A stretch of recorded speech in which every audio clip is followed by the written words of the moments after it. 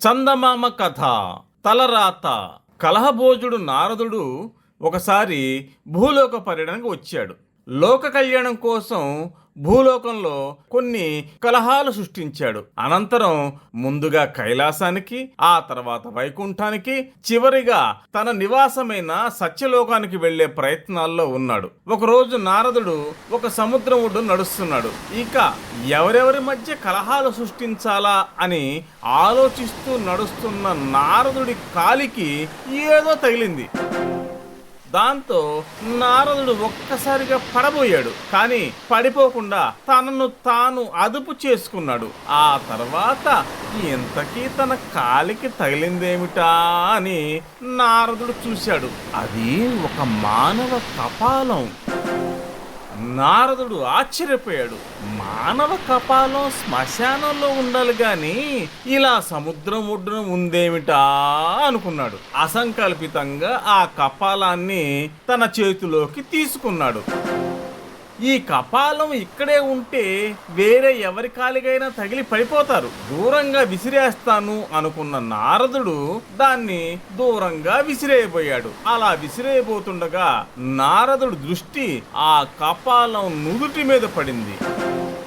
నారదుడు బ్రహ్మమానసు పుత్రుడు కాబట్టి తన తండ్రి రాసిన తలరాత ఆ కపాలం మీద నారదుడికి కనిపించింది. ఇంతకీ ఆ కపాలం మీద తన తండ్రి ఏమి రాసి ఉంటాడా అనే ఆసక్తితో నారదుడు ఆ కపాలం మీద ఉన్న తలరాతని చదివాడు. ఈ వ్యక్తి చాలా అదృష్టవంతుడు. మానవులలో ఎవరికి దక్కని అదృష్టం ఇతనికి దక్కుతుంది అని కపాలం మీద రాసి ఉంది. మా నాన్న బ్రహ్మదేవుడు చేసే పని నిజంగా చాలా కష్టమైనది. ఒక్కో తల మీద ఒక్కో రకంగా తలరాత రాయడం అనేది కష్టమైన పని. ఇన్ని యుగాలుగా ఒక తలరాతతో మరో తలరాత పోల్చడానికి వీల్లేకుండా రకరకాల తలరాతలు రాస్తూనే ఉన్న మా నాన్న నిజంగానే గొప్పవాడు అని నారదుడు అనుకున్నాడు. తన చేతిలో ఉన్న కపాలాన్ని దూరంగా విసిరేయడానికి నారదుడు ప్రయత్నించబోతూ ఉండగా ఇంతకీ కపాలం ఉన్న వ్యక్తి జీవితం నిజంగానే నా తండ్రి రాసిన తలరాత ప్రకారమే జీవించాడా అనే సందేహం నారదుడికి వచ్చింది. వెంటనే నారదుడు తన దివ్య దృష్టితో ఆ కపాలం తాలూకు జీవితం మొత్తాన్ని దర్శించాడు. ఆ కపాలం నిగమదత్తు అనే వ్యక్తిది. అతను పుట్టడమే దరిద్రం తాండవించే కుటుంబంలో పుట్టాడు. చిన్నప్పటి నుంచి కష్టాలు పడుతూనే ఉన్నాడు. పెద్దయ్యాక కూలి పని చేసుకుని బతికేవాడు. తనకు వచ్చే సంపాదనతో పొట్ట గడవటానికే కష్టంగా ఉండేది.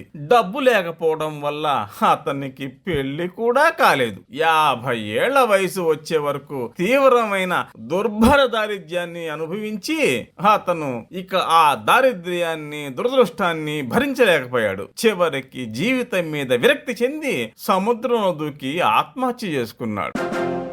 అతని శరీరం మొత్తాన్ని సముద్రంలో ఉన్న చేపలు తినేగా చివరికి అతని కపాలం సముద్ర ఒడ్డుకు చేరింది. ఇది ఆ కపాలం వెనుక ఉన్న చరిత్ర. ఇదంతా తెలుసుకొని నారదుడు ఆశ్చర్యపోయాడు. తన తండ్రి బ్రహ్మదేవుడు ఆ కపాలం మీద రాసిన రాతకి అతని జీవితానికి ఎలాంటి పొంతన కనిపించకపోవడంతో నారదుడు చాలా అయోమయానికి గురయ్యాడు. నాన్నగారు రాసిన తలరాత తారుమారైందేమిటా అని ఆలోచనలో పడ్డాడు. ఈ విషయాన్ని తన తండ్రి దగ్గర తెలుసుకోవాలని నారదుడు నిర్ణయించుకున్నాడు. ఆ కపాలాన్ని తన దగ్గర ఉన్న సంచిలో పెట్టుకొని ఊర్ధ్వలోకాలకు బయలుదేరాడు. నారదుడు మొదట నారాయణ నారాయణ అనుకుంటూ కైలాసానికి వెళ్ళాడు. అక్కడ పార్వతీ పరమేశ్వరులను సందర్శించుకున్నాడు. ఆ తర్వాత వైకుంఠానికి వెళ్ళాడు. అక్కడ క్షీరసాగరంలో శేషతల్పం మీద శయనించి ఉన్న శ్రీ మహావిష్ణువుని, ఆయన పాదాలు ఒత్తుతున్న శ్రీలక్ష్మీదేవిని సందర్శించుకున్నాడు. చివరిగా సత్యలోకానికి వెళ్ళాడు. అక్కడ ఉన్న చతుర్ముఖ బ్రహ్మ తన మానస పుత్రుడు నారదుడిని చూసి చిరునవ్వుతో రా నారదా రా అని ప్రేమగా అన్నాడు. నారదుడు మాత్రం తన తండ్రి వైపు చిరుకోపంతో చూశాడు. దాన్ని గమనించిన బ్రహ్మదేవుడు, ఏమిటి నారదా, మనసులో ఏదో వ్యాకులత చెందుతున్నట్టున్నావు అని ప్రశ్నించాడు. పితృదేవా, మీరు రాసే తలరాత 100% జరిగి తీరుతుందన్న నమ్మకంతో ఇంతకాలం ఉండేవాడిని. కానీ ఆ నమ్మకం సడలే పరిస్థితి వచ్చింది అని గంభీరంగా అన్నాడు నారదుడు. అసలేం జరిగింది కుమారా అని బ్రహ్మదేవుడు అడిగాడు. అప్పుడు నారదుడు తన సంచిలో ఉన్న కపాలాన్ని తీసి బ్రహ్మదేవుడికి చూపించాడు. ఈ కపాలం మీద మీరు రాసిన తలరాత ఒకలా ఉంది, కానీ ఇతని జీవితం మరోలా గడిచింది. మీరు అదృష్టవంతుడు అని ఇతని తలరాత రాశారు, కానీ ఇతని జీవితం అంతా దరిద్రం అనుభవించాడు. చివరికి ఆత్మహత్య చేసుకున్నాడు. మీరు ఇతని తల మీద రాసిన రాత తారుమారు ఎందుకు అయింది పితృదేవా? ఇది ఒక విధంగా చెప్పాలంటే మీ వైఫల్యాన్ని సూచిస్తోంది కదా అన్నాడు. అంతా విన్న బ్రహ్మదేవుడు ఒక నోటితో కాకుండా 4 నోళ్లతో నవ్వాడు. కుమారా, నేను ఆ మానవుడి తలరాత సరిగ్గానే రాశాను.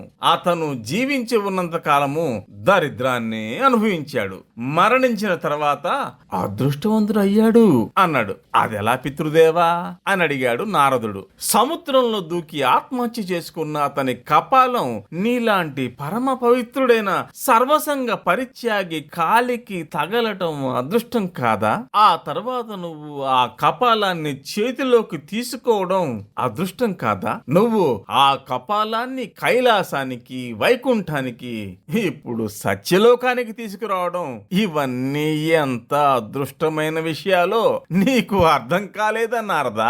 అతను జీవించినంత కాలం దురదృష్టంతోనే జీవించాడు, కానీ మరణించిన తర్వాత ఇలా మానవ మాతృలకు అసాధ్యమైన అదృష్టాన్ని పొందాడు. దీంతో అతనికి మోక్షం లభించింది అని బ్రహ్మ వివరించాడు.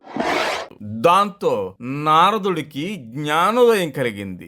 నారదుడి చేతిలో ఉన్న కపాలం క్రమంగా అదృశ్యమై బ్రహ్మదేవుడిలో లీనమైపోయింది.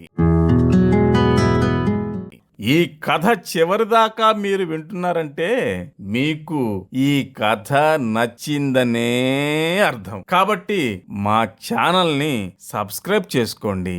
ధన్యవాదాలు.